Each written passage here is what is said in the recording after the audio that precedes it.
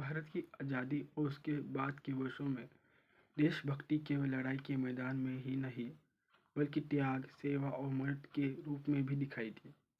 बिहार के मिथिलांचल का दरभंगा राजघराना ऐसे ही उदाहरण है, जहां आज़ादी की लड़ाई बाद भी देश के लिए कार्य किया गया।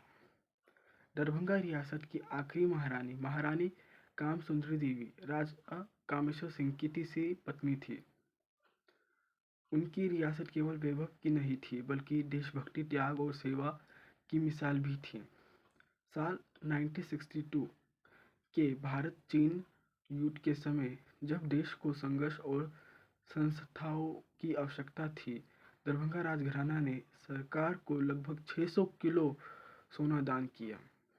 यह सोना राजसी खजाना या निजी शान के लिए नहीं, बल्कि देश की रक्षा और उसकी मजबूती अर्थव्यवस्था के लिए दिया गया था।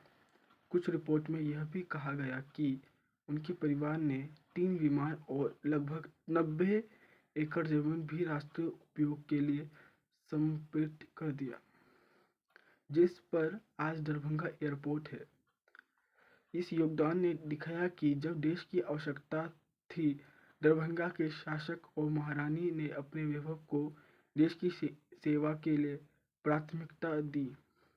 महारानी कामसुंदरी देवी का जीवन सिर्फ राजसी जीवन की कहानी नहीं था, यह त्याग, सेवा और इतिहास में अंतिम योगदान की कहानी थी। आज उनके निधन होने पर देश और मिथिलांचल के लोगों ने उन्हें प्यार और सम्मान के साथ याद किया, क्योंकि उनका योगदान हमेशा भारत के इतिहास में देशभक्ति के नज़रिए से याद रखा जाएगा। अंत में यह कहना चाहूँगा कि देशभक्ति सिर्फ युद्ध नहीं होती, बल्कि जब देश को आवश्यकता हो, आप जो कुछ भी दे सकते, वह सच्चा योगदान है। जय हिंद, जय भारत।